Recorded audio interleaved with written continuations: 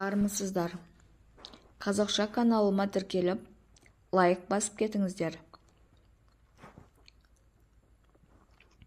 Жаздың бір күнінде менің ішім пысып, өзім интернет арқылы бір мир ашып алдым. Оған өзімнің толық аты жөнімді жазбадым. Фотоға интернеттен әдемі бір қыздың суретін қойдым. Басында өзіме ұнайтын баланың атын жазып, поисктан іздеп көрдім.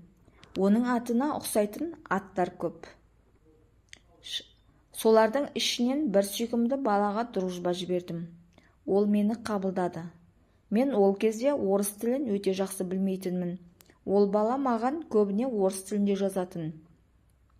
Өзінің ұлты қазақ болса да орысша сөйлеп, орысша оқыған. Сонымен ол баламен күнде сөйлесіп жүретінмін.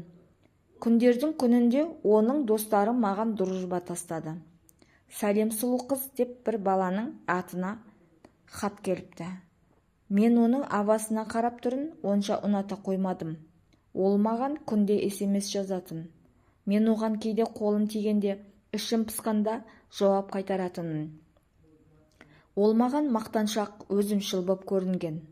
Ал ондайлар маған мүлде ұнамайтын. Ал маған күнде SMS жазуын тоқтатпады.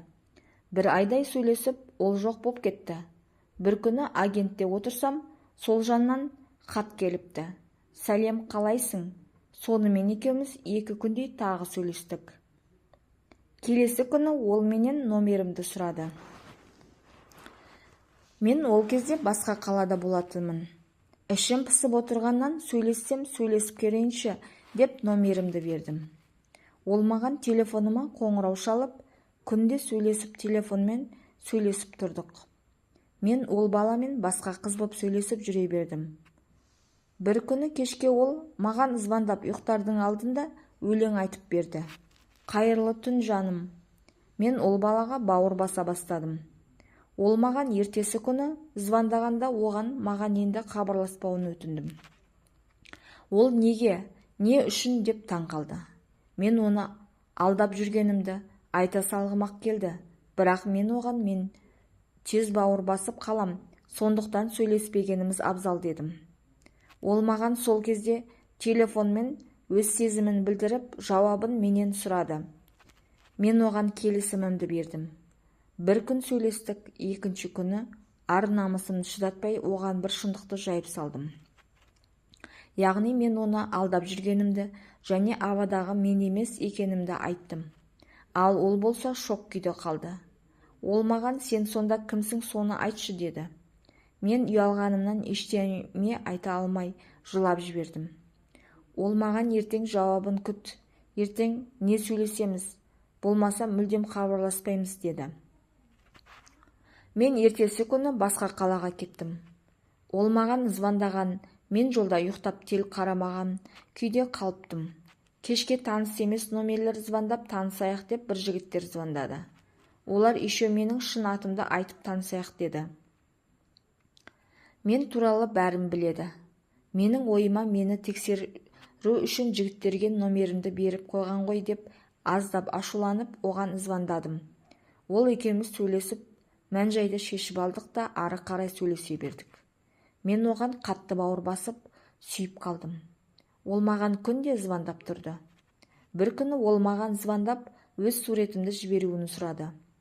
10 шақты суретімді жіберші деді. Менің төбемнен жай түскендей болды. Мен оған кейін жіберейінші деп күнде бір сылтаулар айтатынмын. Оған суретімді жібере алмағандықтан оған осымен бәрінің тоқтататынымызды айттым. Ол 3 минуттай үнсіз тұрып қалды. Менен неге? Себебін айтшы деді. Ал мен болсам, іштен жылап тұрып, оған шындықты айта алмадым. Тек қана енді сөйлеспей-ақ қояйық, дос боп қалайық дедім. Ал ол болса үнсіз күйде. Сәл тұрып, маған қыз емессің бе деді. Жүрегім тоқтап қалғандай болды. Мен не айтарымды білмей, абдырап оған таза екенімді айтып ақталдым. Ол маған қош бол деді де телефонды қоя салды. Мен оған артынша SMS-тер жазып ақталдым да, бірақ одан не пайда? Негізгі шындығым менің түрімде емес, менің толықтығымда болатын. Мен одан сұрағанымда оған жіңішке арық қыздар ұнайтын. Мен шындықты айта алмағаным үшін жыладым да әбден қиналдым. Біреуді алдағанымнан соңында өзім зардап шектім. Мен кейіннен диетаға отырып арықтап та алдым. Бірақ одан не пайда? Ол мені мүлдем басқаша түсініп қалды. Мен ол жанға қатты бауыр басып қалыппын. Оны әлі де болса сүйгем. Агентіне жазсам жауап қайтармайды.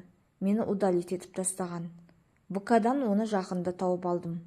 Тағы да жазып көрдім. Ол күнде кіреді, бірақ маған жауап жазбайды. Ол өте жақсы жан болған мен үшін. Оған шын жүрегімнен бақыт тілеймін.